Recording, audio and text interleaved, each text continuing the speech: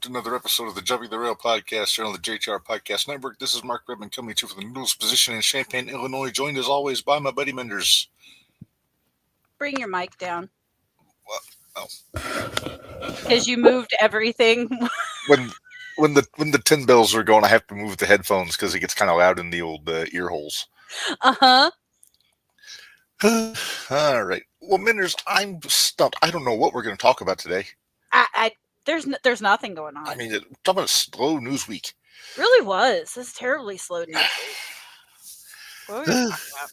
I think we'll figure something out. I mean, maybe we can figure out something. I mean, there was Elimination Chamber this weekend. Maybe we'll talk about it. We're basically here to avoid listening to Trump's speech.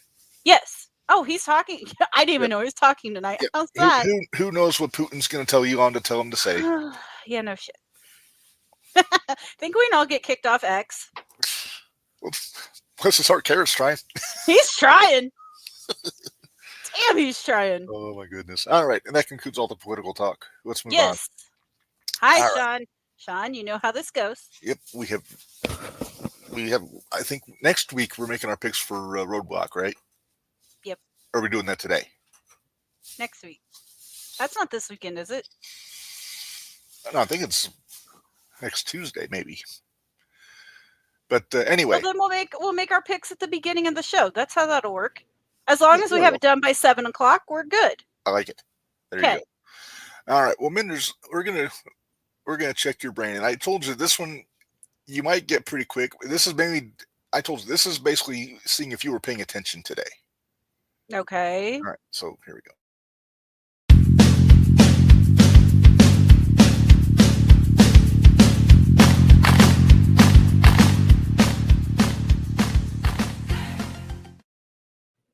All right, it is time for Name That Wrestler. Minderz, you know how this works. I show you a picture, you guess who it is. That's pretty much all it boils down to.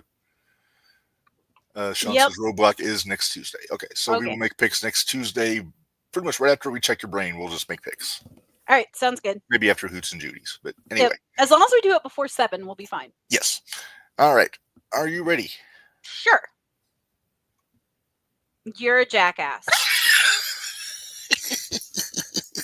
You are a jackass. Because you know what? Do we need clues? Maybe you should have cropped out his name at the bottom too, by the way, because it says Benjamin. It doesn't say his full name. It's Benjamin Trust.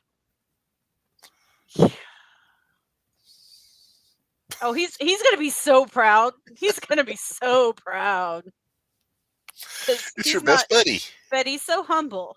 Actually, right now, he kind of is really humble. It's hard to be humble when you're the Jet, as they say. Yeah. Plus, he's your bestie, so. He's not my bestie. Not my bestie. Not at all. All due respect to Madam President Chelsea Green, Trust as president would be entertaining. Hey, I'd rather listen to a speech from Trust than a speech from Trump. That's true. I will go that far. All right. I thought we were done with politics. Okay, let's move on. You were the one that brought it up. Don't blame me. No, I just showed Trust. I know. Then you said you want him for president. Well, fair enough. At this point, I think broccoli would be better, but that's beside the point. Barbara Broccoli, the producer of the James Bond movies? No, the vegetable broccoli. All right. Well, anyway, Minderz, we're getting off track, and it's only been 5 minutes. 5 minutes. All right. What do you say we jump right into Hoots and Judy's for this week? I think the boys already told us who theirs are. The boys did, and so did Papa did too. Papa Pullman, yeah, I saw his Judy. I didn't see his Hoot. Well, I kind of chuckled when I saw his Judy, but let's get this going. All right. Anyway, let's start with our Hoots as we always do. And I think mine's going to shock some people, honestly. It may. Do you want to go first or second? I'll go second. You'll go second. Because I hope you stuck with the one you said you were going to do. I actually changed it after yesterday. Okay, then I want to change it. I wish you had told me that. I would have changed mine. I think we can make the one we're both thinking of an honorary Hoot. And we'll just... Okay. Because he was great. Yep. Dwayne says Randy Orton is his hoot. Okay. Okay.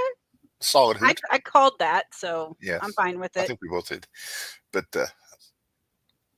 although I thought he was stop. Good hoot. Go. All right. Well, I have a sweeping hoot across the board here. I'm giving it to Triple H. Number one for a really good pay-per-view on Saturday. Mm-hmm. And also because I don't usually legitimately get surprised watching televised wrestling, but last night they got me. Oh, they got me last night too. They got me last night. So see, Barry says his good hoot is CM Punk. Papa Pullman has John Cena for his. Breaking Zach Ruber's heart. Right? I wonder if he was crying Saturday night, but yeah, we'll have to ask him. Yeah. I hear my cat begging in the background. I was like, what was that? All right. Well, Minderz, your hoot, madam. Well, Barry and I must be on the same page this week because Sharing a brain. We're sharing the brain this week because CM Punk was my hoot. That promo he cut last night was mwah, chef's kiss. He's like, I tried to warn y'all about Cena 10 years ago. And I was like, yep. Oh, Dwayne, we will get there. Wait till you see the whiteboard. It's a mess. I have two whiteboards going for this episode. You have three, if I remember correctly. Well, one is just the general sweeping one, for, like the original whiteboard that I haven't taken down. But Dwayne, question why turn Cena heel. Now we'll get into that. Papa says crowd reaction, whether good or bad, means something. You are.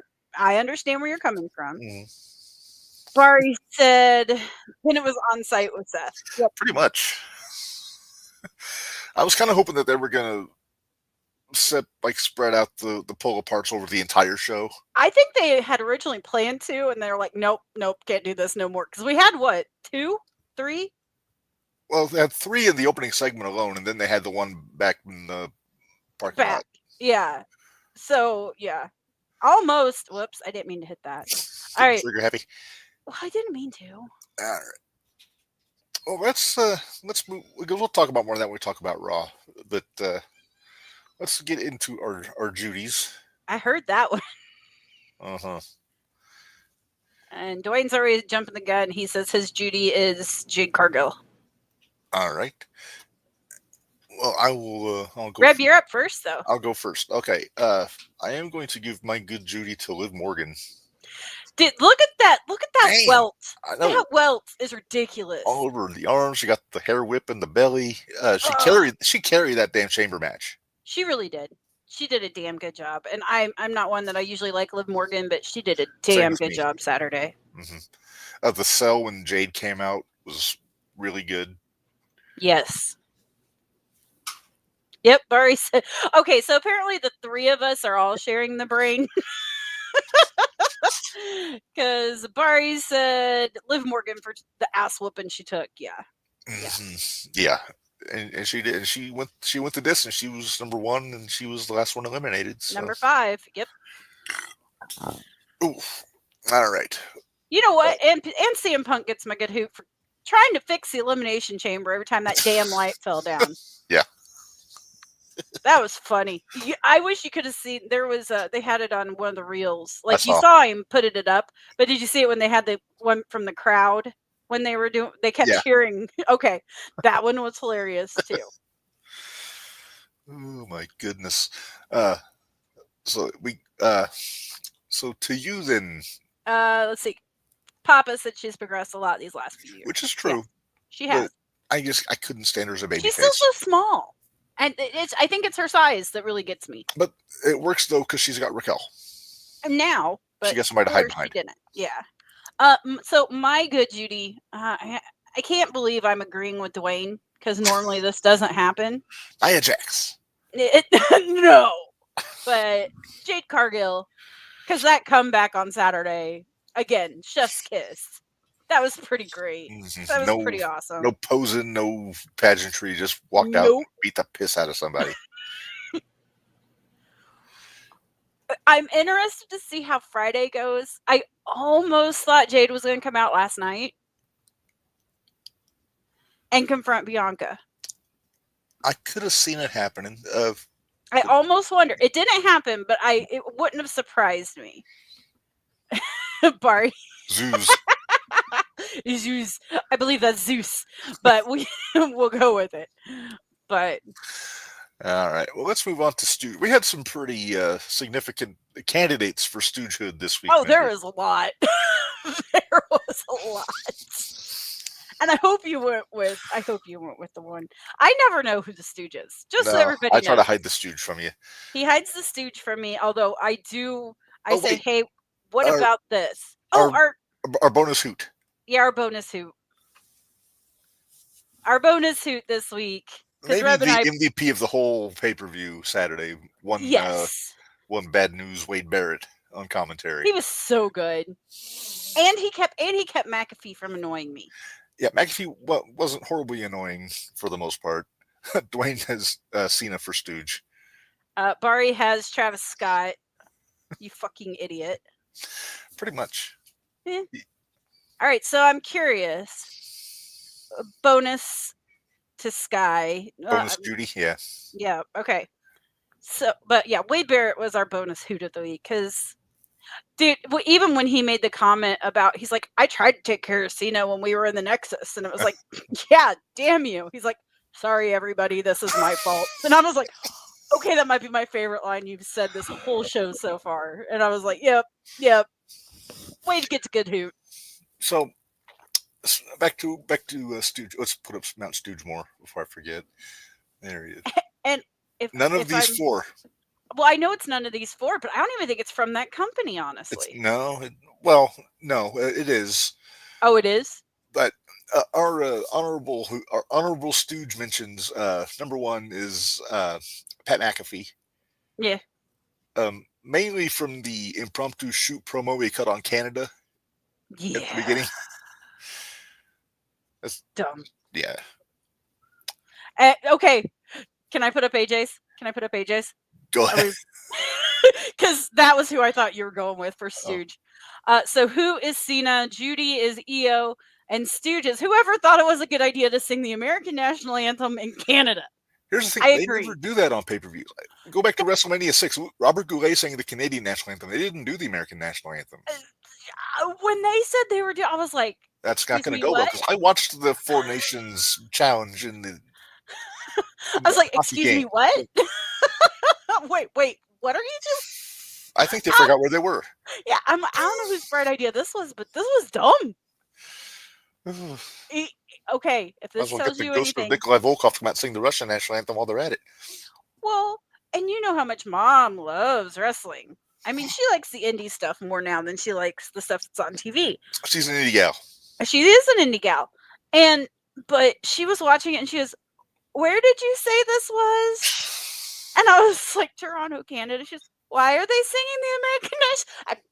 And everybody's like, "Well, but most of the wrestlers are from America." I said, that doesn't really make a difference, I don't think. Again, I used the Goulet precedent. He sang the Canadian national anthem at WrestleMania 6. Scott Stooge is the officials that tried stopping KO before the match was over. Yeah, they kind of forgot the stipulation there that it was unsanctioned, so they weren't able to stop it. Couldn't really do anything, yeah. Right.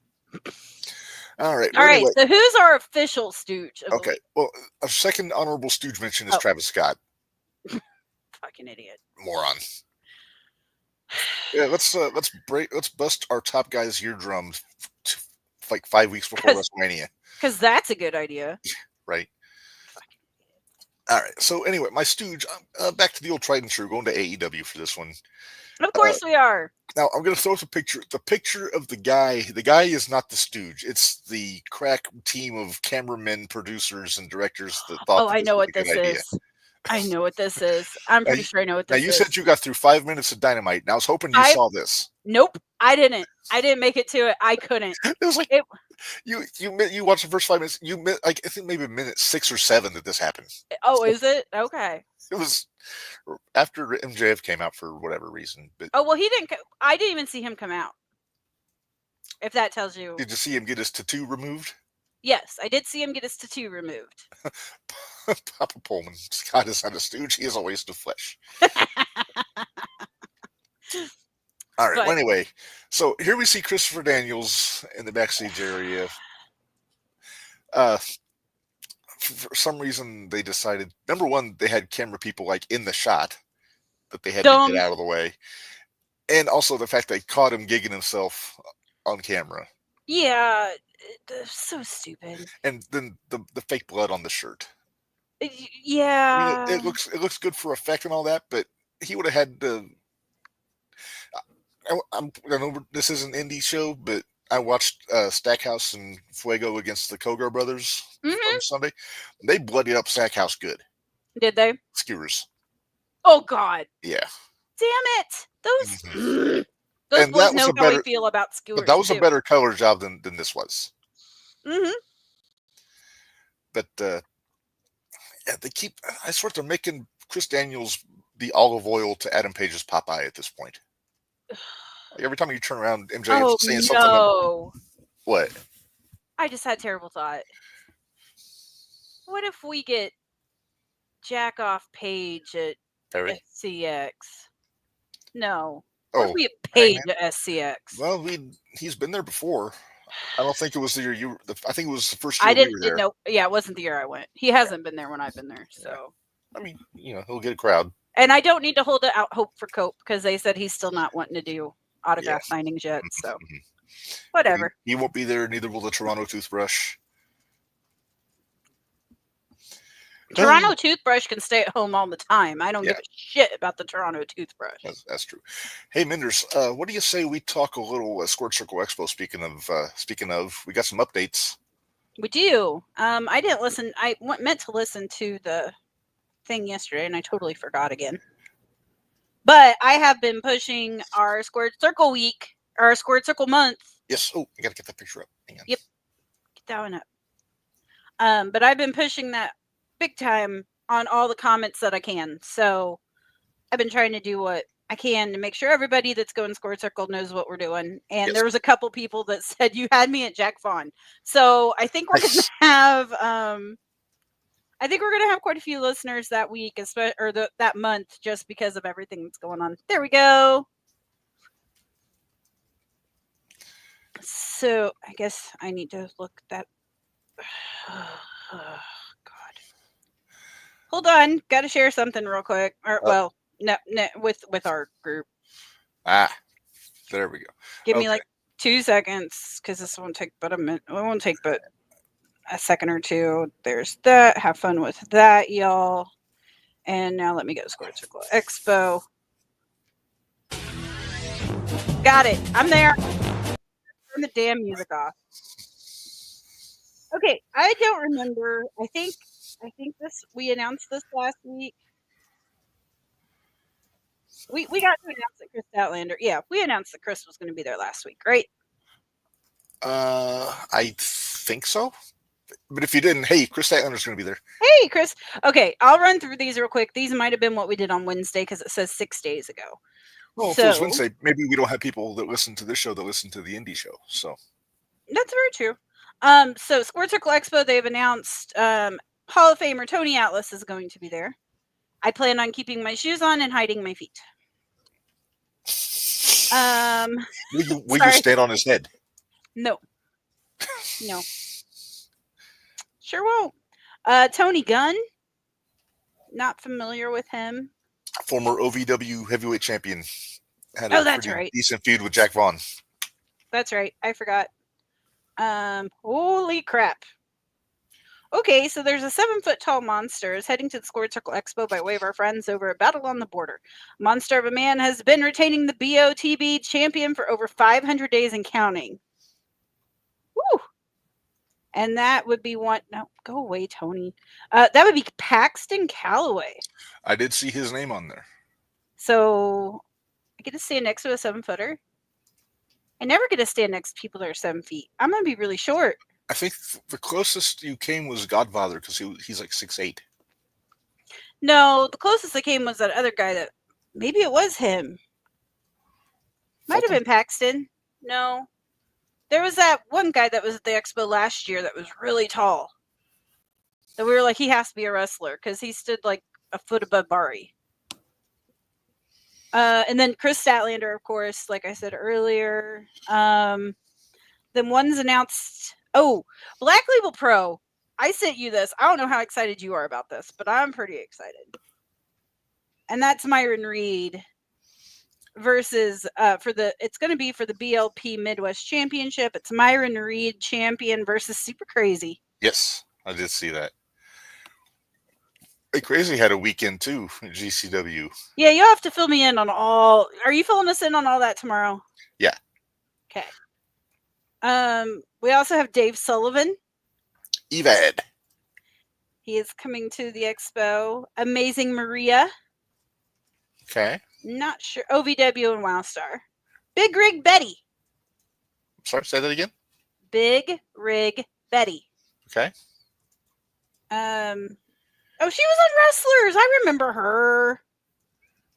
Wait, that's okay. I think I'm gonna double check. Bari. Is that Hollywood Jay's mom? And then Charlie Min, and it says he's a WWF alumni. I do not, for some reason. Apparently, he was an interviewer back in the day, but not for very long. Okay. So that's everything that's been announced as of today. As of right this moment. All right. And tickets are going fast. They are. Ooh. Big Rig Betty apparently has had a long-standing feud with SCX co-promoter Heather Owens. Ooh, that could be spicy. That could be real spicy. I'll have to ask Heather about that when she's on with us during Square Circle Month. Definitely. But, okay. That's all I got for Squared Circle. Okay. And Bari said he thought so. So yeah, I think that's Hollywood Haley J's mama. Okay. Because there's a lot of those guys that were on the Wrestlers that are going to be on or be at SCX. Yeah. I'm really excited to meet Cashflow. Really want to meet Cashflow. Me too. All right. So, do you want to do LFG? Let's do LFG. Let's get all the little stuff out of the way first before we go into what the elephant in the room is. So I finally went back, did some research. I got better notes this time. I got really good notes this time. So they open it up. Remind y'all, Book and Mickey right now are ahead. They're tied with 1 point apiece. So that leaves Bubba or Bubba Bully, whatever you want to call it. It's a WWE show, so it is Bubba. Okay. Bubba and Taker both do not have any points yet. But our good buddy BJ Ray, that we all cannot stand. He got hurt at a show. He was actually at a show and he screwed up his shoulder. Like an indie show? Yes.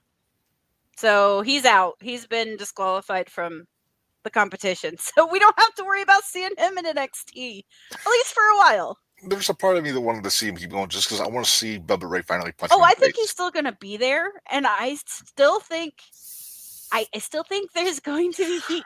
I saw the teaser for next week, and it looks like Bubba just about had enough. Yeah. Yep. So since BJ is out, they brought in 4 guys to do a tag team. So you had Josh Black, Drake Stark, Cutler James, and Case Hatch. Case Hatch is like a cowboy gimmick, so Mickey James was all about him. She loved him.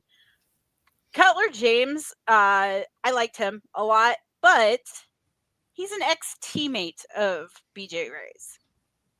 Teammate? ex-teammate. They used to wrestle. They used to wrestle together, Oh. like real wrestling. Like in college Yes. or high school or whatever BJ did. Right. There was Drake Stark, which was a tall, bald, bearded guy, but weird. I didn't think he flowed very well in the ring. And then there was Josh Black, which he had dreads and he was pretty awesome, but I was really disappointed once he got in the ring. Like, all show and no go. Yeah, he still needs some tweaking. But anyway, so they set this all up. BJ decided that during this match, he was going to go sit with the legends right next to Bubba. And Bubba looked at him and he's like, what the f- do you think you're doing here? Because what makes you think that you have a right to sit with us legends? And I was like, oh boy. Yeah, that BJ he's not doing himself any favors. So Bubba does tell BJ that he gets to help have a say in who it is. And so they start going through the guys and all of it. Bubba's first question is, okay, so who else had a problem with BJ? All but Drake Stark raised their hand. And then Bubba looked at him and says, I kind of like this Cutler James guy. He's like, I hear you know BJ. And Cutler says, yeah, I don't like him. He's a pansy. He just kind of only does what he wants to do, and that's it. And then Bubba asks BJ for his opinion. BJ says, no, Drake Stark, that's who you need. That's who you need. So Bubba goes, all right, Cutler James, you're with me. And I laughed really hard, and it was really funny. So it was promo week. So they got to talk promos, and do you know who the special guest was? Is this the one where Punk showed up? Because they showed a clip of Nope. They showed a clip of Punk like a few weeks ago and to give him a build up to the show. Nope. Was it Paul? Nope. Who? Oh, you didn't know? I get you. I see where you're going. So, right. AJ has a good point. Doesn't matter how good you are if nobody wants to deal with your attitude. I agree. That's true. Totally agree with that. But yeah. So Road Dogg showed up. He was the helper for. He was the guest this week. So he told him, he's like, you got to learn. You start talking trash. So he pulled up Shiloh Hill and Chris Island. Shiloh Hill, I'm the more I see him, more I like him. Chris Island, he's good too, but he's still. They're all greener and goose shit, but there's still some that are very good. Sean just said something. Oh yeah, we know. Yeah. We know. That's why he was my good hoot of the week. Then they had Danny, the little cheerleader girl. She's on Mickey's team. When I called out Panina. That's not a good idea. It's really not a good idea. Because, yeah, there's probably 100 pounds, if not more, difference between the two. Xena. Panina press. Yeah. Would you stop with that? I'm gonna make it a thing. You're gonna make it it's not gonna happen. Xena, which is the little goody two shoes on Bubba's team. Oh, they're gonna say Beth Salt. No, she probably should be. But she started cutting a promo on Leah, which Leah's the one that won last week. She's kind of or I don't want to like Asian influence lady. But Bubba just grabbed her, pushed her back, and said, yeah, we're going to work on that, because her promo was her trying to cut down Lee was not good. Not good at all. And then we had Drake Moreau, the one I really like. Yes. Well, I found out some interesting information because they called him and then they called Anthony Luke. If you'll remember from last week, Anthony Luke is the boyfriend of Maxine Dupree. Right. Moreau is actually the boyfriend of Roxy. So, oh my gosh, they're so funny to see too, next to each other. Oh, I'm sure. She's so short, he's so tall, and oh, it was cute. Actually, Roxy was at the Performance Center. She watched the match, so she was actually there too. So was he one of Booker's guys too? Drake is Bubba's. I mean, like, did he train with Booker before he got into the system? No. So anyway, the three guys, well, other than Xena and Lee, the other three groups that I mentioned, they all had their own match, and they were going to pick apart. And that was who was going up for points. It's one girl, one guy, yada, yada, yada. The first match was Shiloh and Chris Island, and Chris Island knocked Shiloh out. He TKO'd him, caught him in the back of the head with his shoe. Like ATM with the glitch? No, like I can't remember what the move's called. It's the one that they do where like you're holding one leg and then they go to kick you with the other leg. Yeah. So went to go do that, and he caught Shiloh in the back of the head. Shiloh had no idea where he was, and he just you're collapsed. Not supposed to get him with the foot. He collapsed. He went head first right into the mat. But anyway, they did that. And Mickey jumped all over Chris Island because he didn't go check on him. And he tried to continue the match. And he wasn't there. He was out to lunch. His bell got rung because they said that when Shiloh came back while he was still in the ring, but when he came back, he didn't know where he was. Oh, wow. So they had medical checking on him and all that type of stuff. Then you had Danny versus P Nasty. By the way, okay, so Mickey called in a favor from one Michelle McCool. Go on. Taker then saw that Michelle was helping Mickey's team. She's a double agent. I think there might have been a full doghouse at Taker's house. Taker wasn't happy. And actually, Danny, the little cheerleader girl, have you seen? I think you've seen. She's a little blonde, petite little thing. Mm-hmm. Michelle actually suggested to her that since she is so small, she wanted to move that she could do on anybody. So she needed a submission, basically. Oh, is she the one that asked Taker for his move? She is. Danny asked Taker for his move, for his Hell's Gate. Taker gave his blessing. Now, I will say, I will give props because Taker went through and he explained why he gave her the blessing. And that was because she had the balls to go and ask him if she could use it. So, for anybody that's out there that if you want to use one of their moves and you have the opportunity, ask them. Because our buddy Marvin, he did that with Jeff Hardy. He sure did. We started doing the Swanton. Yep. The women in this did awesome. Danny did win because obviously she's doing the Hell's Gate now, and it was really good. Did she do it well? She did. Okay. She did do it well. Then finally, the final match was Anthony Luke and Moreau.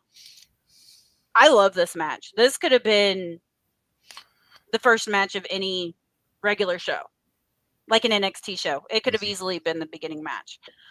The only thing I don't like, Anthony Luke, I think oversells. Like he tries too hard. He does a lot of the rock flops.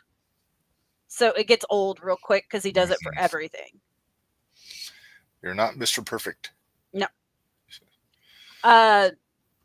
Basically it came down, Bubba actually asked Moreau if he thought if he left it all, or if he tried if that was the best he could do. And he said yes, and Bubba thanked him for that because he was proud of him because he left it all in the ring. However, the winners this week were Anthony Luke on Booker's team and Danny on Mickey's team. So they got more points. So now it's Book's got 2, Mickey's got 2, Bubba and Taker still have 0.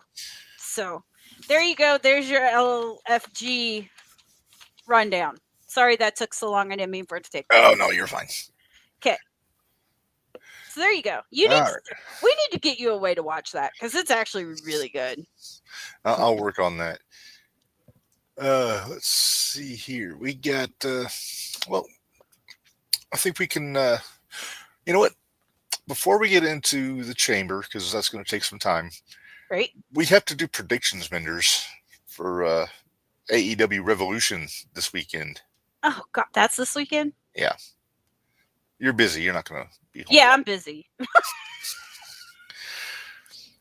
AJ, you may as well send me the link on Monday because I ain't paying for it. So where WWE has gotten into a pretty good habit of 5 matches tops for their pay-per-views. Oh God, I'm scared to know how many AEW has. 9. Oh my God. And okay. I don't know where the show's coming from, so I don't think it's on the West Coast, so it's gonna be one of those probably ends at midnight kind of shows. But great. But again, I'm watching it Monday, so yeah, me too. But what is it called? Revolution. Revolution.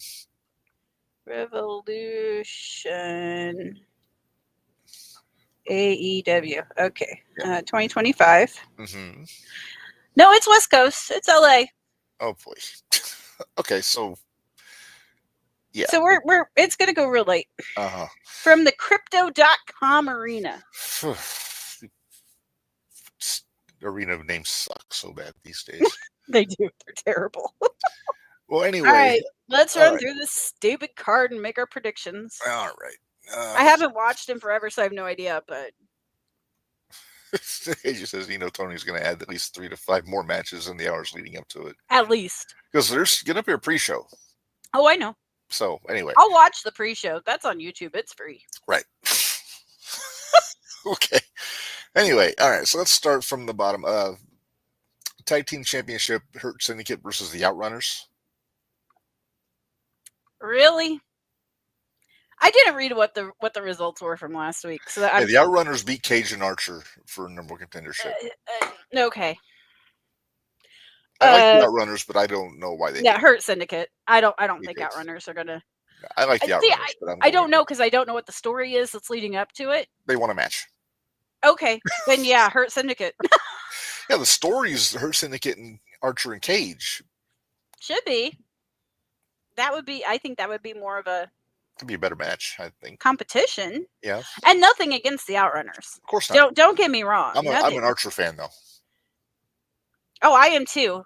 He lawn darted Joey, so I like Archer a lot. Joey O'Reilly is not the biggest fan of Lance Archer after that one. Nope. He lawn darted him. It was a good time. He sure did. All right, next up, MJF versus Hangman Page. I don't think I need to ask you who you're picking for this. Nope. You don't need to, because if you people don't know how much I hate Paige right now, like I said, I watched enough. I watched Paige versus Solo, and then I was done. I couldn't watch any more of Dynamite last week. Did you make this face? Yeah, it was something. It was more of a. Yeah, I couldn't. Paige was being his usual self, and I couldn't stomach it. I couldn't do it. Was it this face? Yeah, that one. I like that one. It was Barry's face when he's trying to eat a moonshine burger. Or when I mistook an animated picture of George Washington Carver for Blackula. All right, let's move on. Who are you picking for this, by the way? You know what? I think it's going to be Paige. He's the baby face, and for some reason he's over. I'll never understand it. I still don't understand it. I mean, I got it when he was in Japan or Ring of Honor, but just the stuff they've done with him. I think it's the stuff with Punk, though, that just soured me so much on Paige. Yeah. I hope it's not too much backstage politics, but I mean, the fact that he's friends with the Elite. Yeah, it just completely sours me with him. Yeah. All right. Number one contendership for the World Championship, Swerve Strickland versus Ricochet. Swerve. Better be Swerve. I think Swerve because he's the babyface. Wait, you know what? I'm going to retract that. I think it's going to be Ricochet, and I think Nana is going to turn on Swerve. Okay. They can't do that before SCX. I wanted a picture with Swerve and Nana, damn it. All right, fine. I just want to throw out something different so we're not agreeing on everything. But it makes sense, You though, know with the what, though? promos they've been cutting. It's AEW, though. We can agree on AEW just because it's dumb. I will say Swerve and Moxley would be a better match than Ricochet and Moxley. Oh, I agree. Or potentially Cope, depending on... See, yeah. Cope. I can't believe I said Cope. I hate myself. Mm-mm. Next up, this is the one I think you're chopping at the bit for, Minderz. The AEW TBS Championship. Screw Monet. Mercedes Monet versus Momo Watanabe. Sounds like a bathroom break to me is what that one sounds like. It's probably going to be Monet. This is probably be my nap time during this show. Mm-hmm. It's going to be the match I fast forward through. Yeah. I just can't. Yeah. Women's World Championship, Toni Storm versus Mariah May. And isn't there a stipulation on this one? I have no idea. It's like a no DQ false count anywhere match. So it's a lazy booking match. Pretty much. Got it. But Toni did have an entertaining promo. Like building it up. I still think it's going to be... I think Tony's going to keep hold of that belt. I really do. I don't think they're going to do hot potato with it already. Yeah. You know how I usually just hit the highlights on YouTube after Dynamite's over with, and I enjoy Tony's promo building this up. International Championship, Takeshita versus Omega. I don't understand this. Go on. I don't understand it. Takeshita's the champ. Why did he have to do 2 matches? Didn't he have to beat Ospreay or something last week? No, I think that was somebody different. No, that was for the Continental Tournament thing, I think. I can't even keep all the freaking... I can't either. belts straight. I figure it's going to be Omega, but I want Takeshita. I think it's going to be Omega too. Takeshita's still got the Never Openweight Championship, so he'll still have a belt. And they haven't put a belt on Kenny in a while, so I can't roll my eyes any harder. I'm starting to give myself a headache, honestly. All right. I'm sure this one will help. Steel cage match, Minderz. Will Ospreay versus Kyle Fletcher. You know what? This could be the best match on the show. It could be. Because these guys are... I really enjoy watching these two. When it's just those two. Hey, it's Minderz Law. You know, they're buddies, so... They are. And it is Minderz Law. So, I think... I'll go with you. I think it'll be match of the night. Yeah. I do think Ospreay's going to take it. I do too, because it's been... He's gotten beat by Fletcher a couple times now. Mm-hmm. So, it's time for Ospreay to get a win back. Yeah. Before we get into the main event, can I just express how happy I am that there's no Chris Jericho on this card? Oh, thank God. We don't have to... Well, you don't know that. They still have one more week. Well, that's true. Who knows what they're going to do with... well, like AJ said, there's going to be at least 3 to 5 more matches. Probably a 6-man with the learning tree against, like, I don't know, Top Flight or something. Probably like the that. Ops again. The Ops. I did enjoy hearing Cornette try to figure out why they're called the Ops. Yeah, that was an interesting conversation.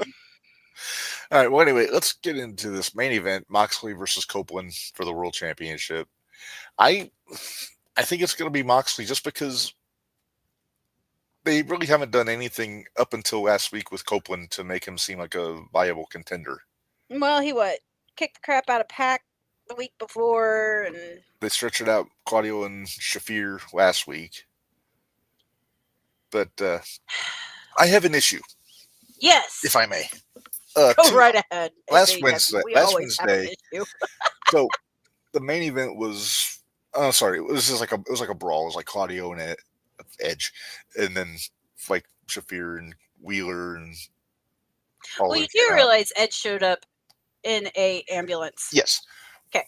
But anyway, at one point Shafir had a hold of Jay White, I think it was. Jay White or Copeland, I can't remember. But Wheeler hit her, went to hit the knee and he hit Marina instead. Okay. Why didn't Roderick Strong come out and jump Wheeler? because he's not part of the Death Raiders or Riders or whatever the But hell that's his they wife, are. though. Still. Add a little realism to it. Oh, did you forget what we're talking about? I know. I just remembered. It just hit you, didn't it? It just hit me. Smack to the face. Like a punch to the eardrum from Travis Scott. Yeah. But no, I'm picking Moxley to win this. You know what? Just so I'm different, I'll go with Cope, but I'm not expecting him to win. There's no hope with Cope. There's no hope with Cope. Is he going to whip out the Toronto toothbrush? Probably. And it'll probably be Moxley's idea, though. It'll be dope, Cope. It'll be dope, Cope. Let's do it. Yeah, like Rocky. Because Rocky used the 2x4 with nails in it. Yeah. It was dope. Okay, can we go to something happier? Let's move on to something better. A lot better. Yeah. Let's talk a little Elimination Chamber. Okay, well, first of all, what happened on SmackDown? I missed SmackDown. So did I. Oh, well, okay, so let's move on to Elimination Chamber. Whoops. I remember what I did last week. I don't even remember what I was doing on Friday. I say your wife, you were taking care of Stacy. That's true. You were taking care of Stacy. I'm exhausted from it. I think I was working, actually. Yeah. All right. Let's talk a little Chamber here. The Chamber was so good. It was really good. There wasn't a bad match on that whole show. There wasn't a bad segment on that whole show. If I had to rate it, my lowest rating match on that would probably have been the Trisha, Tiffy, Trishani, and Nia and Candy. That was probably like the lowest ranking match on that whole card. That wasn't even necessarily a bad match either. But it was a good match, and it was the feel good match of the night. That's what I called it, the feel good match of the night. Trish got the hometown pop and all that good business. Yep. And her kids got to see her win. I would say her kids got to see her win. So, although I still don't know why Tiffany Stratton kicked Trish. Yeah, I was confused, but I think she may have forgotten who was her partner. Oh shit. We have Hollywood Dickie. I'm super excited. I think I could get behind Hollywood Dickie, actually. That'd be a lot of fun. I see that. I wore mine yesterday.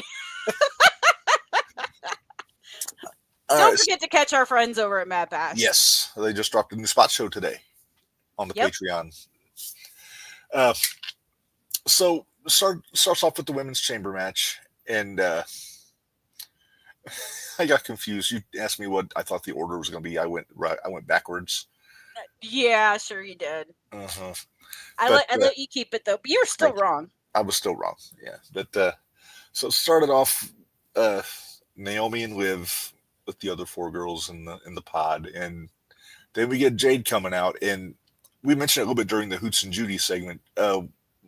Liv's selling when Jade's music hit was priceless. Oh, she was like, now everybody was asking, why was she selling like that if she knew she didn't do anything? I said, okay, if you're going to believe it, you're going to think that Bianca told them, or, told Jade, hey, we saw these two doing it, so why wouldn't you think that you're going to get your ass kicked even if you didn't do it? Maybe Jade watches SmackDown. She saw the video footage. Exactly. That's what I'm saying. Mm-hmm. So that's the reason Liv acted like she was so scared and why she thought she was going to get her ass kicked.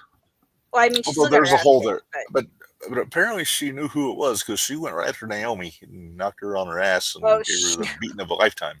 Oh, it's so good. And also, big tip of the cap to Bianca's selling in the pod. Mm-hmm. No. Like I said, I think I'm going to make it a point to make sure I see what happens on SmackDown this week, just because. I mentioned that Liv carried this. She put that match on her back for this. She was so, but you know what? Roxy had a really good showing too. Roxy had a good showing. Everybody did. Yeah. Except for Naomi.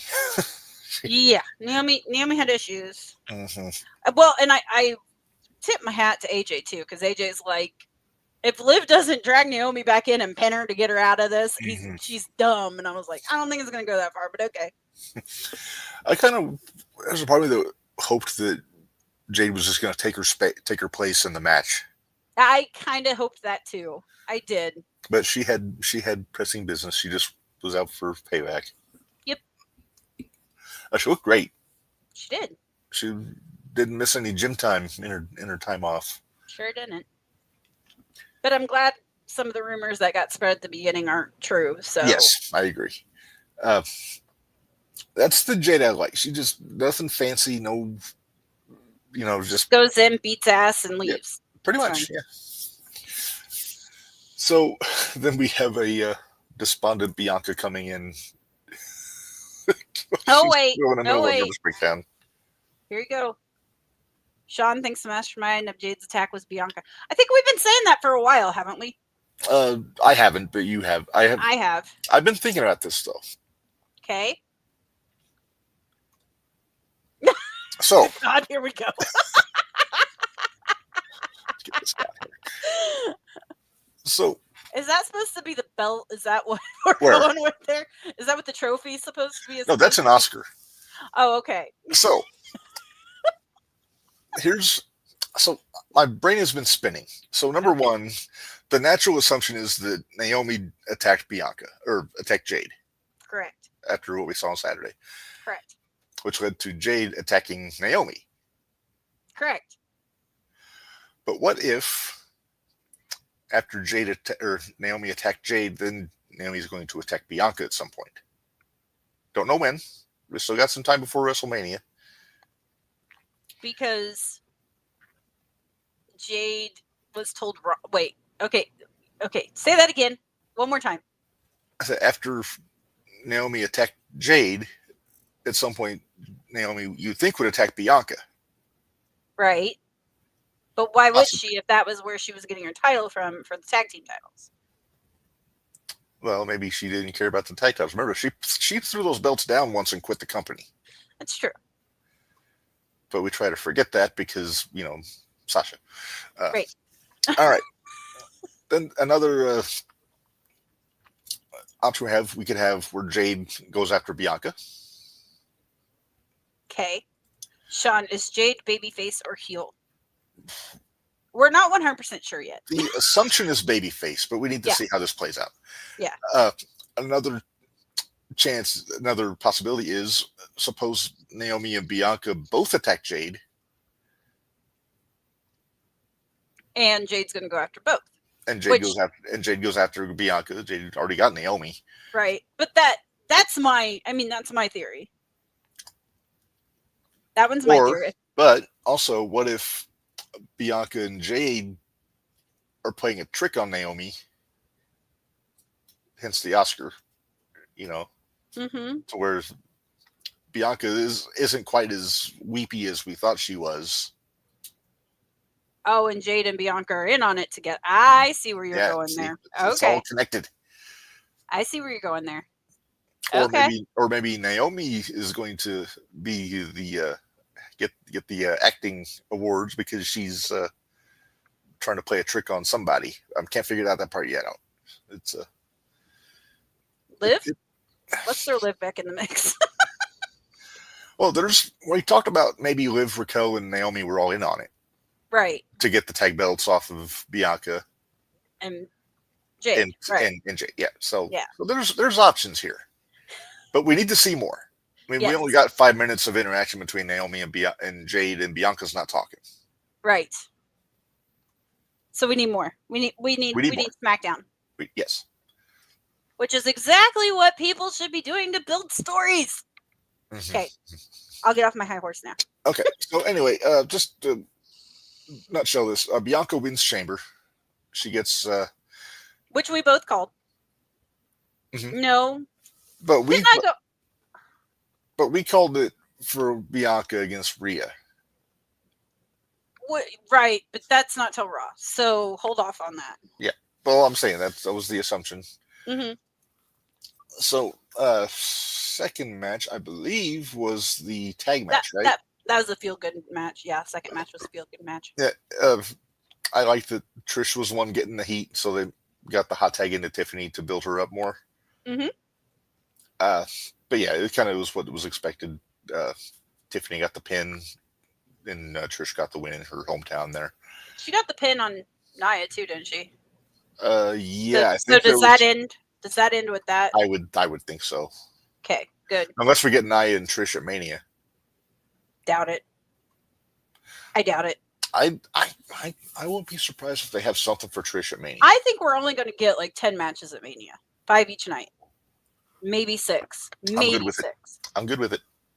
But I think we're only going to get 5 matches a night. What matches you ask?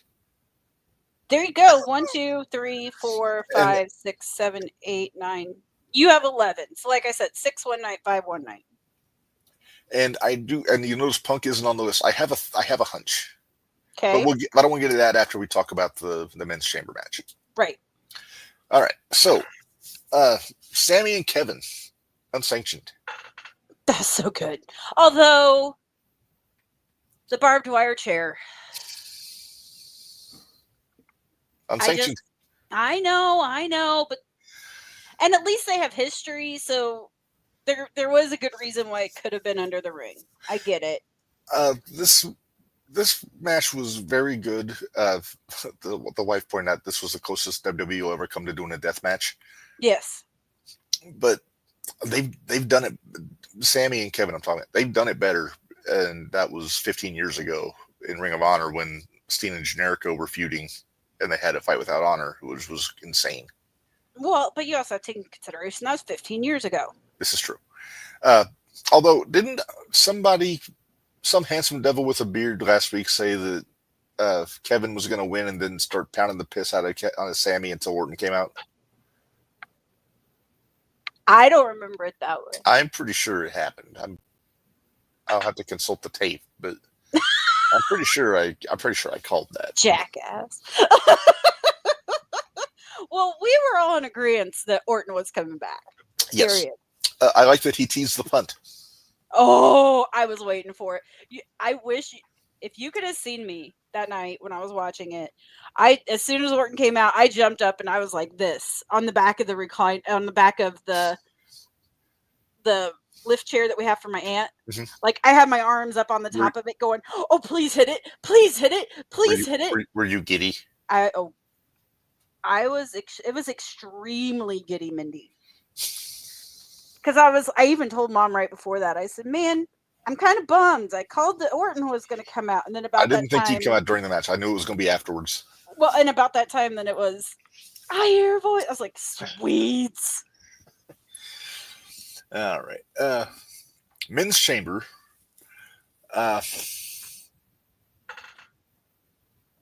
Where do we start with this? Okay. First of all, what the was Seth Rollins wearing? You can't ask that every week. Yes, I can. It started off with Seth and Drew, if I remember right. It did. Because you had called... I thought it was going to be Punk and Seth. Yeah. Punk wound up coming in 6th, so I was way off. Yeah, you were way off. Which it made sense to me, because those probably were the two that could carry the match the best, in all honesty. Because I figured Rollins would be one of the last ones in, just because he is Mr. Cardio in there. Yeah, he's the machine there. Out of those guys, and you knew Logan Paul's got pretty good cardio too, though. Barry, I love you. Seth looked like an eggplant exploded on him. Sure did. Oh, wait, can I find that picture? Okay, talk about this, because I'm going to see if I can find that picture that I sent you guys. Oh, yeah, I remember the picture. Everybody looked good in this match. I was very impressed with Logan Paul, to be honest with you. You know, he is such a good heel. He really is. I try really hard not to. Well, I don't like him, but right. But how could you not like his not work? Appreciate the work? Yeah. Yeah. I was mistaken. I thought that things were going to go a little bit differently. I was right when Punk eliminated Logan, which I thought would happen, but I thought Logan would be the one to screw over Punk. Yeah. But it was not the case. Drew and Priest pretty much eliminated each other, which we saw coming because that's going to build to their Mania match. Right. Actually, Drew was out first, Barry, because then Drew hit the Claymore on Priest on his way out to eliminate him. Mm-hmm. But there we go. Found the picture. Hold on, I gotta download it. Okay. I thought it was weird during the match that Cena was being a little too chummy with people. Mm-hmm. You mean like CM Punk? Yeah. I think that one bothered me more than anything, honestly. So it comes down to Seth, Punk, and Cena final three, which I think we kind of expected. Yes. Although I was surprised a little bit, honestly. I liked how Rollins wouldn't let Cena beat up Punk because it was he wanted him for himself. It was a nice little that was where though Cena made his mistake. Or no, I'm sorry, Rollins made his mistake. Rollins should have just let them keep going at it and let them. Mm-hmm. And if y'all didn't see it, this is what Seth Rollins. This is the picture I sent to. Okay, who's the guy on the right? I don't know.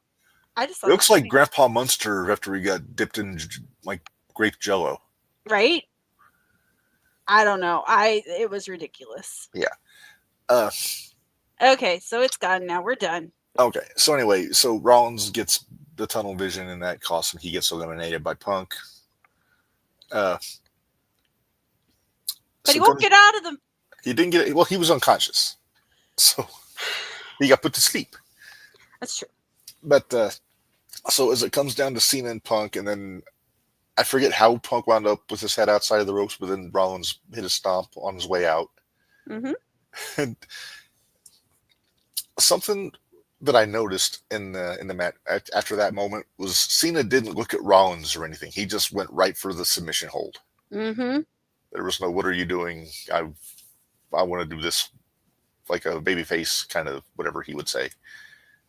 And Punk passed out, so he didn't tap out, didn't get pinned, so he got protected. Right.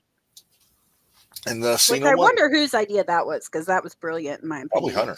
Probably Hunter and Punk probably in concert with each other. Maybe Heyman. Yeah. So, of course, Rollins was yelling, "Die!" Hit Punk on the floor. This during the whole. Yeah. Yeah. So after the match, Cena celebrates, and then here comes Cody, and they have their little interaction. And then here it's supposed to be your other feel-good moment of the night. Mm-hmm. Then here comes a Rock. He's looking for his soul. Mm-hmm. Because why not? Cody tells The Rock to go fuck himself, which I was a little surprised that made it onto the pay-per-view. I wasn't. It's pay-per-view. That's live. I mean, that was fine with it. But they bleep other stuff out during the show. Have they bleeped it out since? Like on the replays? Uh-huh. Yeah. See, like on Raw, they didn't show it. Well, I know that, but I didn't know if they did if you go back and watch it. Like the replay. If you go back, probably not. The real show. I haven't watched the replay of the real show, but I wouldn't imagine they would bleep that out. So then Cena goes crazy. Hey, hold on. Where's it at?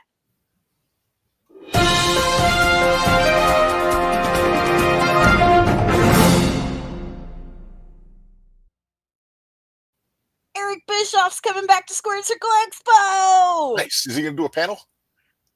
They didn't say, but he's coming back. He's back. The picture's misleading because he has a whole head of black hair. I know. He doesn't have that anymore.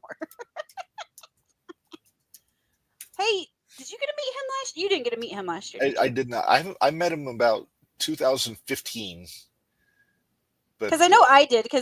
But I did the skip ahead where I went ahead and prepaid, and then all I had to do was just go show up, and I got to skip. Yeah, and then you got a question answered on his live stream. I was live too. If he does do a panel, I'm really going to try to ask a question again this time. Dwayne's probably going nuts because we interrupted the Cena segment with breaking news. But don't care. Let's go. Come on. Oh, sorry. I got to switch back. I don't know what the comments are. So anyway. Barry has a good point. The ending was perfect. So. Yes. But yeah, Cody tells Rock to go fuck himself. Cena gives him the big huggaroo there in the middle of the ring. Acts like he's his buddy. And then all of a sudden he got the hangdog face on him. And let me get this going here. Oh, what do you have now? Oh, hang on. I just got. Oh, that's not what I want. Okay. Where's the music at? Just so I can annoy you with It's a great tune. it. So here's the face. Damn it. I didn't get there in time. I call that face Angry Ernest. Oh, yeah, I forgot. So then The Rock gives the old throat slash, and then bam, right in the Panucci's. Cena kicks Cody right in the twins. He didn't even he didn't let that he didn't step back and look at Cody. He just stepped back and wallop. I was like, oh, okay, all right. And that looked like he got him a toe also. Yeah. And then you got the big beat down. Travis Scott's there for some damn reason. And so I think I had this right, and I asked you didn't know, but it looked like Cena used Dusty's Rolex to bust Cody open. Yes. Dusty? No, he used. It was a Rolex that he used to bust him open. Mm-hmm. I think that's the one that Triple H and Bruce gave to Cody after WrestleMania. Gotcha. That was Dusty's old watch, because Cody gave Rock a watch. Yeah, Rock a watch. He gave the Rock a watch after Mania, and Roman and Seth, all the guys that were in that main event, and then that's supposedly what the Rock gave back to him the night after Mania. Okay. But that's not the one that Cena used to bust him open. Barry says it was. Was it a president? I don't know watches, so I'm just curious. But so yeah, the Rock as always has the weight belt. It's like Cody's soul on it for effect. Yeah. Travis Scott apparently doesn't know how to restrain somebody's arms on the mat. Apparently not, because I was like, what are they trying to do? I was confused at first. That was before he punched him in the head and busted his eardrum and whacked in his eye. Jerk. Michael Cole made this segment. He kind of did. He really. The only thing would be better is if it was R-Truth on commentary. Did you see did you hear that R-Truth thinks it was AI generated? You know how you get Cena even more over as a heel? Have him beat up Truth? He's got to bloody up R-Truth. I hope it happens, but He's gonna beat last the I Jimmy out heard, of we're him. not getting Cena back to what, at least a couple weeks, because he's still shooting the movie. I think we're getting back the 17th. I think it's March 17th. Yeah, because he's finishing his movie. Yep. Any chance after he's done, he'll cut his hair? God, I hope so. Just go bald, dude. Seriously. Yeah, shave his head. Works for some people. Yeah, works for some people. So yeah, the shock was noticeable in the arena after that happened. Not from us, because we kind of saw it coming. I was gonna say, I was like, I can even remember saying something to you, and I'm like, he was being too. It's about business. It's about. I was like, oh yeah, I don't trust this. And I'm busted open with Greg, because anybody that says they saw it coming are lying. It's like, nope. Nope. Sorry, Greg. Sorry, Dave. Yeah, how's he holding up? Is he okay? Oh, he had a small meltdown on Saturday. He did a post show podcast, and because he's not a fan of The Rock. Yeah, I know. He's a Cody crybaby, as we know. I'm curious to I'm ready for Corny to put out what he's thought of Elimination Chamber. Tommy made a point on when he was on Busted Open After Dark on Monday. He thought that they did this too soon. Why? He thought they should have done it at Mania, done the heel turn, have Cena win the match and get the title shot and everything, but then tease it. And then I think Tommy wanted it to be more like the McMahon Austin turn at WrestleMania 17, like Rock come out during the match and Cena flip. I think how they did it was fine. Yeah. I'm trusting the process. Trust the process. I had a thought today. That should be the name of their group, The Process. The process. Trust the process. I mean, makes sense. Yeah. I was trying to think of everybody's saying, "Oh, this is the greatest heel turn ever. This is just like when Hogan joined the NWO." I don't agree with that. It's not quite the same. I don't either. It's not. It reminds me more of when Andre turned on Hogan. There you go. Yep. and I think it's more. Maybe it's more like that to us, just because we saw it coming. Mm-hmm. Where with the Hogan turn, nobody saw that one coming. You did? I actually predicted it in 1996. I said, "I'll bet it's Hogan." Huh? There's nobody that can corroborate that in the room. But you just have to take my word for it. But well, yeah, but I also know you're the Rain Man, so it's Wrestling Rain Man. Yep. Yep. But yeah, I think the Hogan turn was more unpredictable than this one, so I don't think it's as great as that one. Did you see all the video of all the kids crying when after the like on the home videos people were posting? I know. I'm generally not a fan of seeing crying children, but that's just good business. Well, okay, so I'm gonna post this question because Dwayne brought it up earlier. Okay. And he said, "Why turn Cena heel now?" Shock value. That's one, and two, it's something he hasn't done yet, and this is his last year. It's been 7,786 days or something that he was a babyface, from what I read. It's basically from November 6, 2003 until Saturday. Yeah. That's more than 700 days there, hon. I said 7,000. Oh, I thought you said 700. I was like, Wait, what? That's more than 700 days. Yeah. But I liked something Bubba Ray said on when they were talking about this. I think the general belief is that Cena's not going to be a heel for the entire year. He's probably going to switch back for the last little bit. He'll probably switch back, I think, for like November and December. Right. But Bubba's idea was, and have you ever seen the Star Wars movies? No. Okay, I'm sure there's somebody that's seen the Star Wars movies here. Well, at the end of Jedi, the whole story is Darth Vader's trying to recruit Luke to the dark side for the Emperor. Right. So if you put The Rock as the Emperor, Cena as Vader, Cody as Luke in this situation. And at the big climactic final battle at the end of Jedi, Luke is beating up on Vader, and Emperor's trying to like goad him, keep going to embrace the dark side, all that business. Uh-huh. And then Luke winds up. I don't know if this part will be like parallel here, but Luke couldn't like finish him off. So then the Emperor starts beating up on Luke with lightning and space magic, whatever you call it. Okay. And in this case, The Rock is the Emperor, Cena's Vader. Vader wobbles over, picks up the Emperor, and throws him over the side of the ship, or boat, or spaceship, whatever. Yeah. Space station. Gotcha. Death Star. And Death Star. Gotcha. So Vader essentially turned babyface at the end of the movie before he died. Okay. So I could see something like that going on where Cena winds up taking The Rock out before he retires, turning babyface, helping Cody out. I think Cena will be babyface by the end of his run here. So. Or this is all a big ruse and this was a sucker job and it's actually Cody's the heel and they're going to beat up on Cena. Could be. Homelander. But I digress. So anyway, so that's the Chamber show. Again, excellent pay-per-view on that one. I enjoyed it immensely. Yeah. So I still don't know why Travis Scott was there, but whatever. I don't either. Okay. Other than he's Rock's hype man. That's all I got. So with that said, the biggest surprise of the weekend was probably Monday, the EO beat Rhea. Yes. That shocked Nobody saw that coming. No. Everybody was just saying, it's going to be Rhea and Bianca at Mania. This is just a TV match.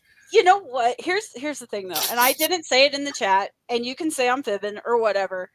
But after Lyra kept her belt, War Raiders kept their belt. Mm-hmm. And... Well, Gunther won, but he didn't defend the title. Right.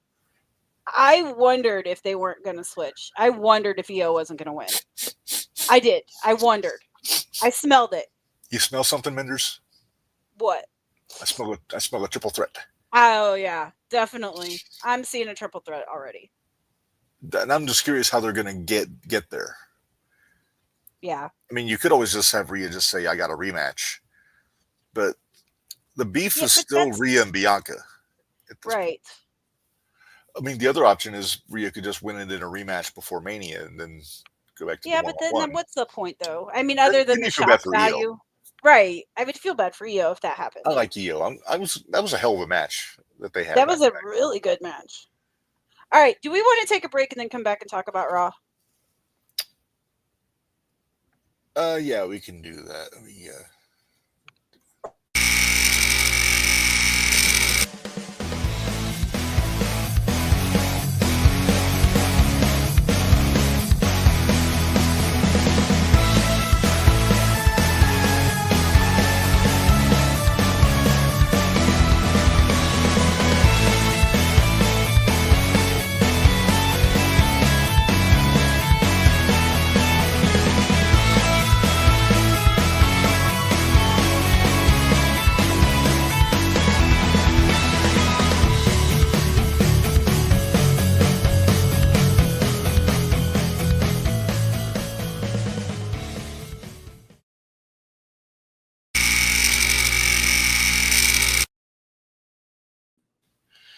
All right.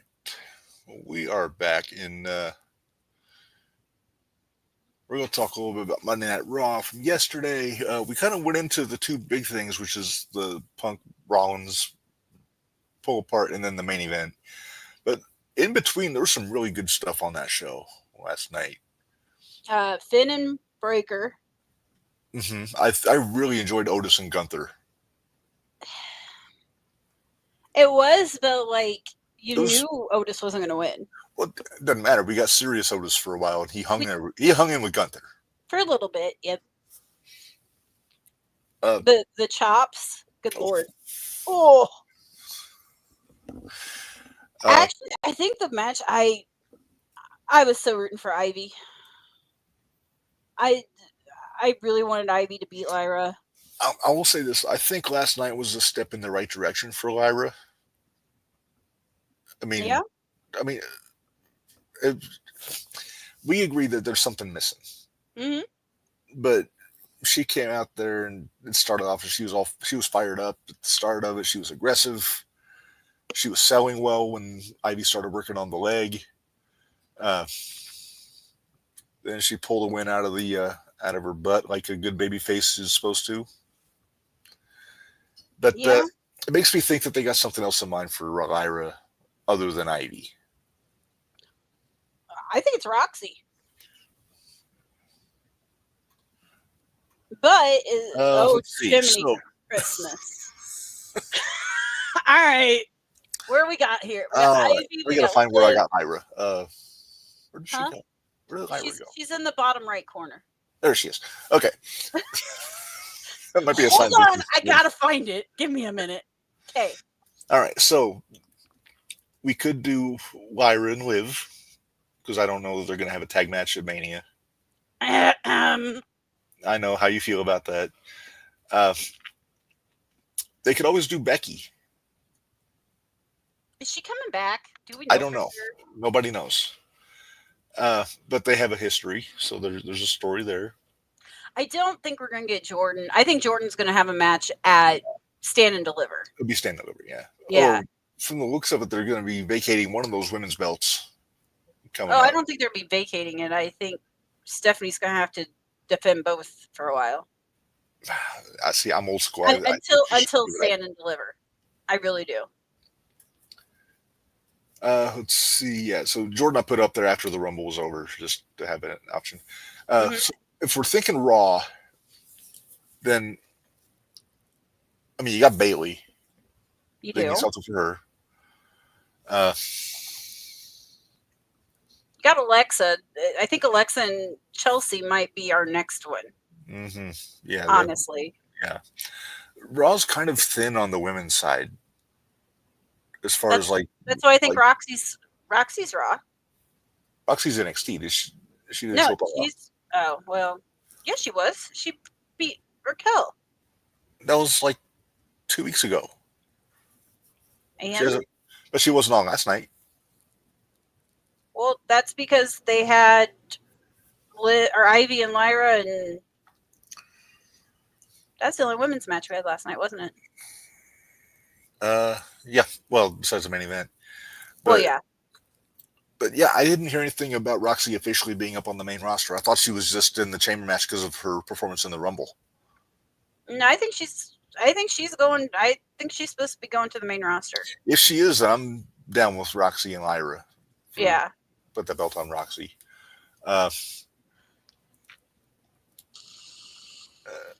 yeah, other than that, there's not a whole lot of like Grace, Ripley, Morgan, and Rodriguez. I like that idea. Okay, I don't hate that. Hang on, what? Jordan Grace and Rhea Ripley versus Liv Morgan and Raquel Rodriguez. Well, I don't hate that idea. It's not a bad idea, but okay, so Ivy, we're looking at possibly Roxy, possibly Liv.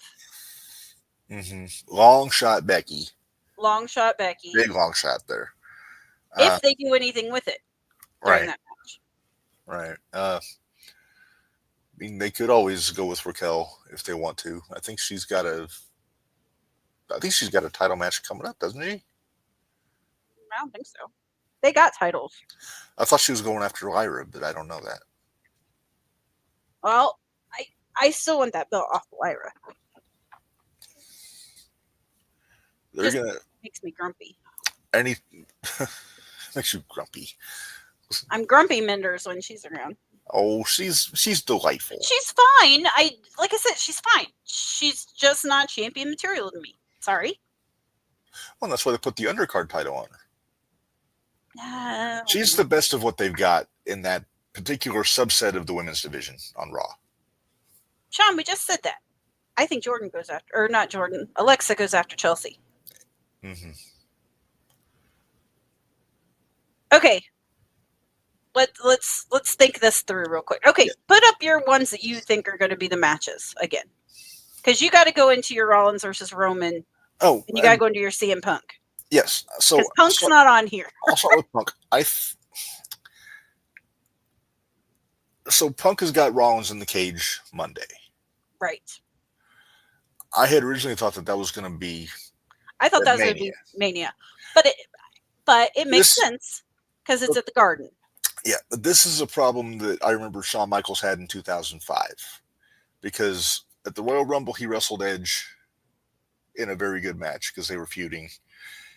Then they had the rematch on Raw in a street fight that Edge won, but Angle wound up interfering, which led to the Angle Michaels match at Mania. Okay. So what I'm thinking, here's what I think is going to happen. I think this is going to be Rollins getting the win here. In the cage? In the cage. Okay. There's still a part of me that wants Logan Paul to screw Punk over, maybe slam the door on his head or something. But after last night going into next week, it sounds like they're going AJ and Logan. Yeah. So anyway, so Rollins wins. He's out on the floor and he's celebrating. And then Sean's throwing up some. He says it looks like Zelina's about to get a push, and Rey Fenix is WWE. I did see Rey is officially done with AEW. Oh, is he? I thought he had to wait 9 months. That's what I thought too, but I saw somebody posted something that he was done. But anyway, so after Rollins wins, then no music, no pageantry, no hoopla. Roman just spears him out of nowhere on the floor. Takes him out. Okay. That gets us back to Roman and Rollins for Mania. Right. Because Roman has to get his payback. Which leaves Punk in a position where he's got nothing unless it's Logan Paul. But after the Timber match, after the promo last night, I think that we might get Cody Cena Punk 3-way. But I don't think that's the favor, though, because like I told you, I don't think Paul is in any position to put Punk in a major title match because he's not an actual authority figure.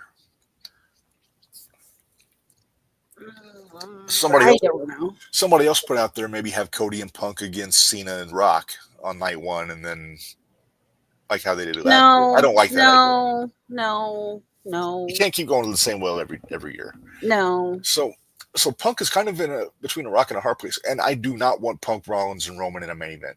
in a triple threat.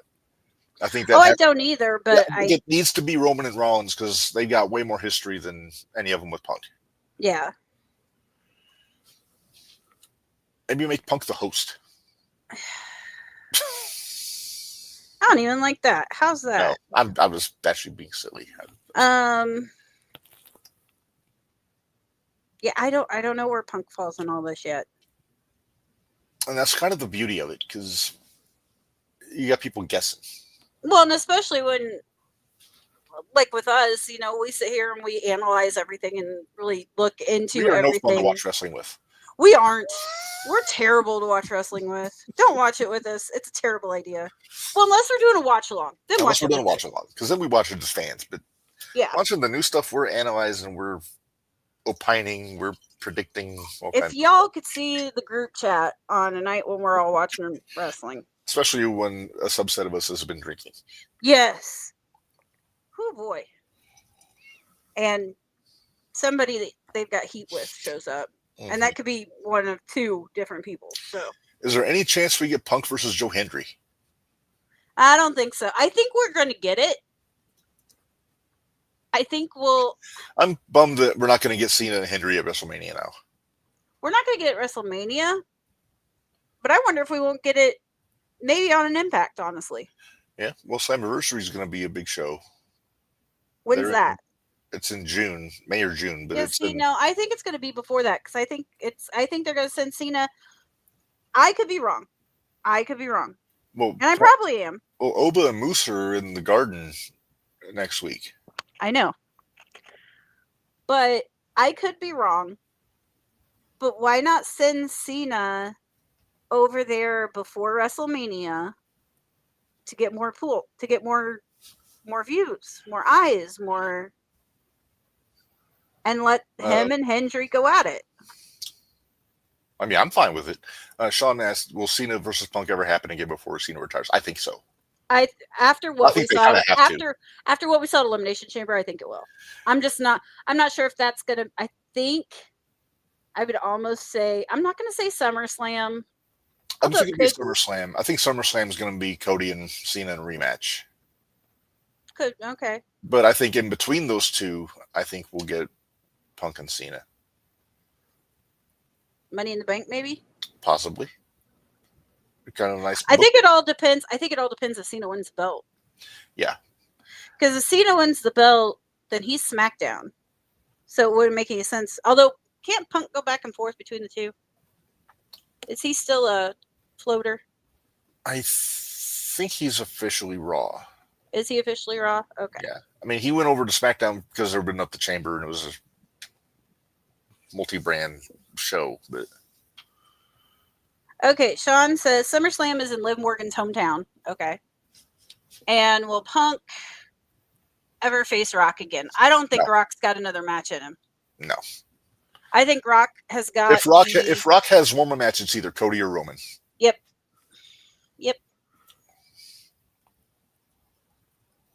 I agree. So all kinds of things, and we still got 50-some days before Mania to figure. Oh yeah, there's still lots of things that could happen in the next month and a half. Mm-hmm, mm-hmm. All right, but it's very exciting though. Almost 2 months, actually. Yeah. No, not quite. It's April 20th, right? Yes. It's the week before the Expo. Yes. Not that we're counting down the days to Expo. Yeah, Punk says he'll get his hands on the Rock. I don't think that doesn't mean a match. That doesn't mean a match. That doesn't. Yeah, he's just going to punch him in the face. To paraphrase Mick Foley, he wants to punch him in that ridiculous eyebrow. There you go.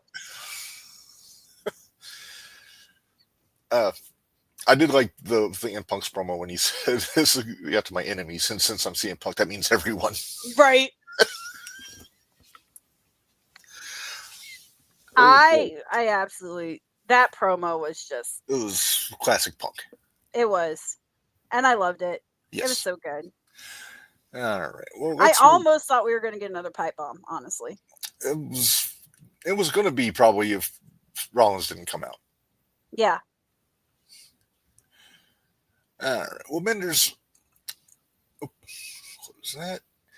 let's move on here. We got one more piece of business before we get out of here today.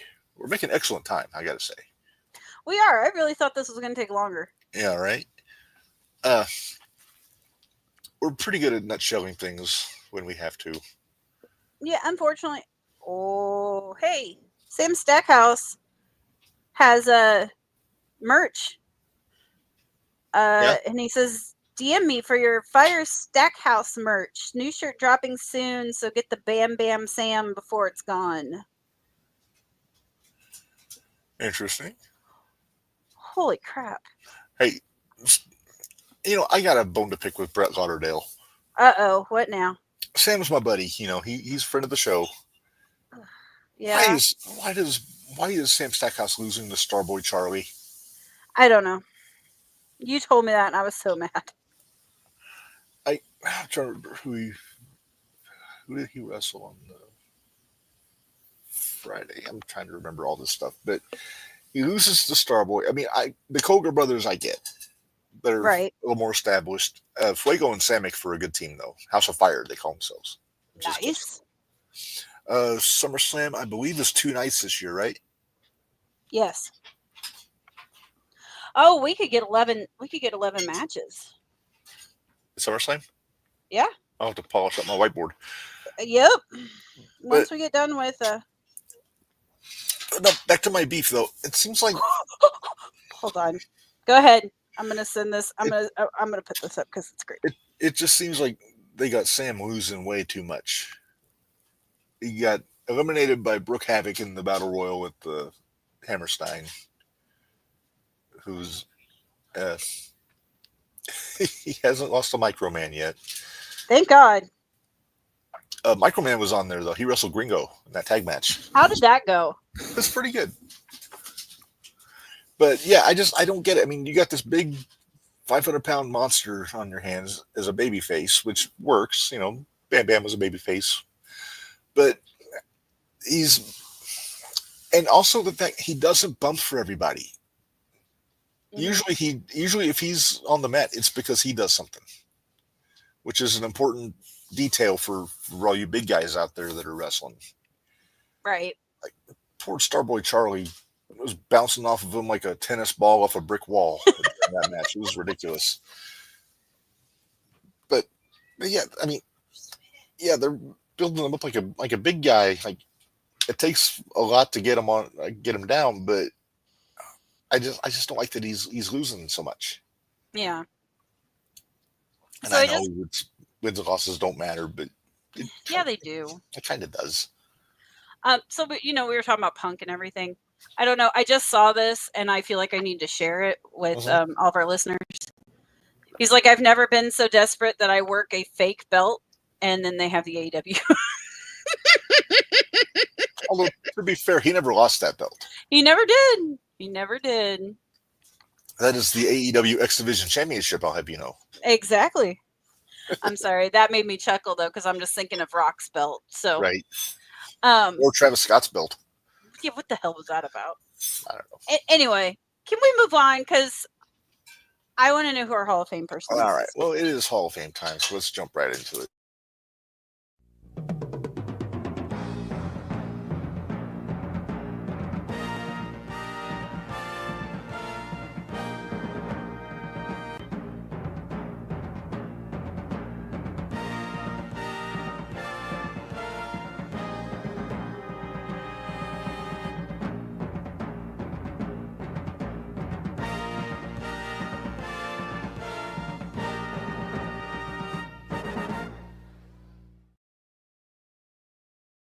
All right, it is time for the JTR Hall of Fame, and I think you're going to like who we've got this week, Minderz. Oh, yeah? One of our favorites, somebody we're going to be seeing here in about a month in Indianapolis. Speaking of Stackhouse, another big fella. Hey! One Man Gang is our latest Hall of Famer here. Bring him on. Yep. The old 747, Crusher, Broomfield, whatever you want to call him. Again, why the hell isn't he already in there? That's true. Damn it, that means I got to make another. We need to get our certificates going. Yeah, we gotta make that happen, and we gotta get our business cards going too. I'm on But it. yep, oh, I know. No, I wasn't trying to crack the whip or nothing. But Yeah, no, you were. Shut up. gang falls in that category with like a Big Bubba Rogers or a Bam Bam Bigelow or Vader, like those like multi-dimensional big guys. Like they could do all He the was a lot monster better stuff. than he should have ever been. Yeah, he could do shit off the top rope. Yep. I remember seeing the video from Mid-South when he first debuted there as Crusher Bloomfield, I forget, before he was a one-man gang, wearing a singlet with long hair, and it took out Ernie Ladd. And Bill Watts was losing mind. Who is this? Because Scandal Rock Bar brought him in. The hated Arab oil man from who knows where. But, and that was him when he was green. Like he had just come out of World Class when he did that. The first time I saw him was about 87 when he showed up in WWF. That was probably about the same time I saw him. And he was with Slick and Butch Reed. Yep. We had Jordan Grace and Cora tonight. Okay. Probably a damn good match. Yep. I gotta watch it tomorrow. Former U.S. heavyweight champion, one-man gang in the mid-90s, lost it to Conan. Also UWF heavyweight champion in the mid-80s. He's actually lost that belt to Big Bubba, but nice. But yeah, I always feel like One Man Gang got forgotten a little bit. He's very underrated, I think. I mean, like I said, we mentioned all those guys we mentioned earlier, Bubba and Bam Bam, Vader, Yokozuna. One Man Gang kind of gets like put in the back of the list because he wasn't there as late. I wouldn't say as long because he had a long career, but by the time he retired, like Boss Man was still going. Bam was still going. Yeah, and they all kind of, I don't want to say they eclipsed Gang because I don't think anybody could eclipse him. He's huge, but how about outshined? Outshined is the way. Or outpushed. He fell off of the radar, I think is the best way to put it. Well, I mean, they did turn him into Akeem. Hey, I'll have you know, though, that segment when I first saw it when I was a kid, when Mean Gene's in the back alleys with all the finger quote dancing African tribesmen, and they bring out Gang and the Shiki, and I'm like, what the hell are they doing? Right? Even then, we thought it was wrong. That's I chalk that up to an angle that they could not pull off today. Right. Oh no. Well, maybe now, considering who's in charge these days, but no, I still cancel culture would not have shined a positive light on Akeem. No, not at all. No, but he is one of my favorites. I can't wait to meet him at the expo. I'm excited. Yes, we gotta. I wonder if he does podcasts. Let's ask him. We'll give him our card. Yep. Slick too. Oh, no, I'll give him our card because for some reason you don't. You say I'm better at it than you.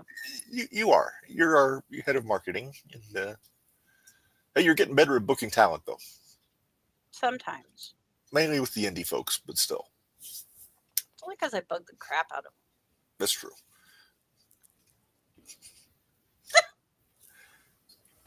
All right. So, what do you have to say about the One Man Gang, Minderz? That's one of my childhood faves. I mean, he was in there with Ultimate Warrior and all those guys that grew up. I grew up. That was what I watched. One Man Gang was one of my favorites. I still remember the WrestleMania 4 Gang versus Bam Bam in the tournament. Oh, so good. Yeah, just he knew how to work like a big man. He did. And made it work. And he could work with anybody and still work like a big man. Mm-hmm. Even when he was Akeem. Yeah. I go back to WrestleMania 5, him and Boss Man against the Rockers. Oh, jeez. I forgot about that. So, yeah, I think a very well-deserving inductee into the Hall of Fame this month. And Minderz, we got JTR Mania coming up in April. Yeah, because we don't have enough going on in April. Right. Well, that's going to be an off night where we're going to just talk WrestleMania. But, we do 3 inductees every year with JTR Mania. We do. So I think I got a nice batch whipped up for that one. But we still have to have one for April, for our regular show. I know. So I've got to get to thinking on that one. Or is it your turn? It could be my turn. I'll take one. If you want to pick one, go for it. I'll take one. So stay tuned for that. And we've got, we got to react to Revolution next week. We got to talk about Roadblock. We got to make our picks right before the show, basically. Heads up to shout out to Brian Knobs. Yes. I'm glad you mentioned that. Sounds like he's not doing so good. Yeah, I saw they had a GoFundMe set up for him, and he was feeling pretty down. So I think the diabetes has him. Sounds like he's going to lose an appendage. So yeah, they're trying to avoid it, but yeah, it's not looking good. So, Sean, we don't have to pick that yet. Sean, we love you, right? Yeah, fans win. Fans win. That's what you get right now. Speaking of the fans win, like I said, we're going to talk about this tomorrow on the Indie Shootout. Zack Sabre Jr. versus Mance Warner. How was that? So good. It was. Was it? Literally as much of a. Everybody says clash of styles when they talk about the matchup. This match was literally a clash of styles. Like, Mance was using weapons, and the Sabre's trying to stretch him. It's right, exactly. Just very well done. But like I said, we'll get into all the GCW shows tomorrow. I don't believe we have a guest announced for next week. I think we're probably just going to be shooting the shit like we did today. Probably because we're broke and saving money for SCX. That's true. But hey, we got don't forget we have Squared Circle Expo month coming up in April. Yeah, don't forget that. We're super excited about that. Yes. We got some great people coming on. Mm-hmm. The Jack Vaughn episode, I will say we are pre-recording that one. Yes. Just for schedule purposes. So as it gets closer, we'll put it out there. If anybody has any questions for Jack that they want just to ask him, then we will do that. But it will still drop on Thursday regularly as a podcast. So I don't want to do that. Okay, I don't know how much truth there is behind this. Uh-oh. But I just saw, and I can't read what the rest of it says because I'm not on Threads. Uh-huh. But this is all it says. Bianca Belair has disclosed that Naomi was the one who convinced her that Liv Morgan and Raquel Rodriguez attacked Jade Cargill. Hey. So and then it says further when Bianca went to meet Naomi, and then that's all I can see. So there's part of me that says, okay, fine, install. I want to see what this one says. Makes me think we're getting Jade and Naomi straight up at Mania. Yeah. Okay, I'm not going to let it. It's taking forever to download, so no. Yeah, so that's interesting. So this is more reason to watch SmackDown. Right? And it says, when the face of the company drops an F-bomb on live TV, and you got to teach them a lesson. That's why Cody got kicked in the balls. I don't think that's why he got kicked in the balls. I don't think so either. I love all my